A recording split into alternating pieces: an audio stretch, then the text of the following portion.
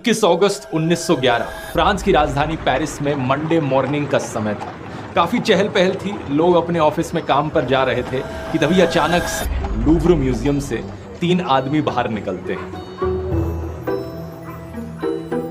इन तीनों ने पिछली रात म्यूजियम के अंदर ही काटी थी और अब इनके हाथ में थी लूव्र म्यूजियम की एक अहम संपत्ति, जिसको एक कंबल में छुपाकर भाग रहे थे। ये पास के रेलवे स्टेशन पर जाकर सुबह की 7:45 बजे की ट्रेन पकड़ते हैं और गायब हो जाते हैं। पूरी दुनिया इस बात से अनजान थी कि इन्होंने अभी अभी एक पेंटिंग की चोरी करी है और ये कोई छोटी मोटी पेंटिंग नहीं है, ये दुनिया की सबसे फेमस पेंटिंग है, द मोनालिसा। आज के दिन इस एक पेंटिंग की वैल्यू $1 बिलियन के करीब है। आखिर क्या कारण है इसके पीछे, क्या राज छुपे हैं इस मोनालिसा के अंदर, क्यों है ये दुनिया की सबसे फेमस पेंटिंग? आइए समझते हैं रहस्य मोनालिसा का आज के इस वीडियो में। The Mona Lisa was placed in the Louvre Museum in Paris in 1706. But she's about to become a sensation. The Mona Lisa is snatched from the world's most famous museum. An entire day passes before anyone notices the masterpiece is missing. Mona Lisa की painting को बनाया गया था साल 1503 में एक Italian artist Leonardo da Vinci के द्वारा।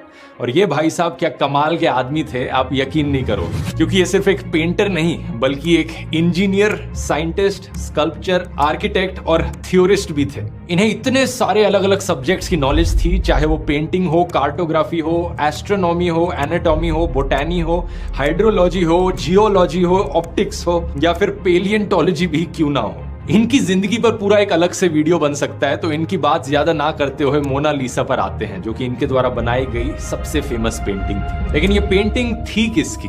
पेंटिंग में दर्शाई गई औरत की आइडेंटिटी को लेकर लोग हमेशा से ही क्यूरियस रहे हैं। इसको लेकर सबसे पहला खुलासा किया गया था जॉर्जो वसारी नाम के एक इटालियन आर्टिस्ट के द्वारा, जिन्होंने साल 1550 में लियोनार्डो दा विंची की आत्मकथा लिखी थी। वसारी के अनुसार ये औरत थी लीजा गिरार्डिनी। इनकी शादी फ्लोरेंस शहर में रहने वाले एक सिल्क ट्रेडर के साथ हुई थी, फ्रांसेस्को गियोकोंडो।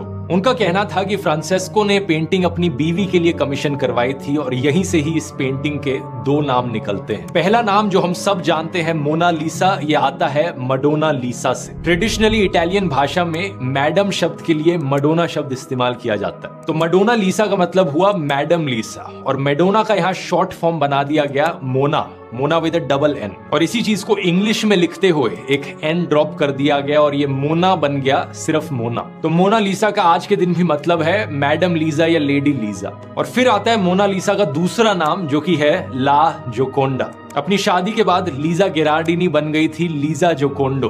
और एक इंटरेस्टिंग चीज यहाँ पर, इटालियन में जोकोंडो का मतलब लाइट हार्टेड या चीयरफुल भी होता है, मतलब हंसमुख। और आज के दिन मोनालिसा अपनी मुस्कान के लिए भी काफी मशहूर है, तो यहीं से ही इसका नाम आ गया ला जोकोंडो। फ्रेंच में इस जोकोंडो शब्द को जे से करके लिखा जाता है, कुछ इस तरीके से जोकोंडो। तो यही कारण है कि अगर आप कभी पेरिस में लूव्र म्यूजियम में जाकर मोनालिसा की पेंटिंग देखेंगे तो फ्रेंच में वहां लिखा होगा ला जोकोंडो। अब दिलचस्प बात यह है कि साल 1550 में यह खुलासा होने के बावजूद लोग मानने को तैयार नहीं थे कि वसारी ने जो बताया वो सही था। कई थ्योरी सामने आने लगी कि एक्चुअली में ये औरत कोई और है। कुछ लोगों ने कहा कि ये लियोनार्डो दा विंची की मम्मी थी, कुछ ने कहा कि ये इटालियन एरिस्टोक्रेसी में कोई रानी की पेंटिंग थी। सबसे मजेदार थ्योरी तो ये आई कि इस पेंटिंग में दा विंची ने खुद को दर्शाया है। ये पेंटिंग किसी औरत की नहीं है, बल्कि ये पेंटिंग दा विंची की खुद की पेंटिंग है और उन्होंने इमेजिन किया है कि वो खुद कैसे दिखते अगर वो एक औरत होते तो। इस थ्योरी को आर्टिस्ट लिलियन श्वार्ट्ज ने साल 1987 में एक आर्टिकल में बढ़ावा दिया। उन्होंने डिजिटल टूल्स का इस्तेमाल करके सिमिलैरिटीज दिखाने की कोशिश करी लियोनार्डो दा विंची की खुद की शक्ल में और मोनालिसा की शक्ल में। वैसे देखो, इस लॉजिक से तो किन्हीं भी 2 चेहरों को एक के ऊपर एक रखकर उनमें सिमिलैरिटीज दिखाई जा सकती है। लेकिन आज हम काफी सर्टेनिटी से कह सकते हैं कि इस पेंटिंग में जो औरत दिखाई गई है वो लीजा जोकोंडो ही है। फ्लोरेंस में रहने वाले एक प्रोफेसर ने 25 साल तक इस चीज पर रिसर्च करी थी और आर्काइव्स ढूंढ के निकाले, और साल 2004 में उनको इस चीज का क्लियर एविडेंस मिला इस बात को साबित करने के लिए। इन्होंने ये भी पाया कि दा विंची के परिवार का एक काफी करीबी रिश्ता था फ्रांसेस्को जोकोंडो के परिवार से। साथ ही साथ इन्हें इसका भी रिकॉर्ड मिला कि लीजा की शादी 5 मार्च 1495 में रजिस्टर हुई थी, जब लीजा की उम्र 16 साल थी और फ्रांसेस्को की खुद की उम्र करीब 30 साल थी। इन्होंने ये पाया कि लियोनार्डो दा विंची के पिता और लीजा के हस्बैंड एक दूसरे को बहुत अच्छे से जानते थे, और ऐसा हो सकता है कि इस पेंटिंग को कमीशन कराने का काम लीजा के हस्बैंड के द्वारा नहीं बल्कि लियोनार्डो के पिता के द्वारा किया गया।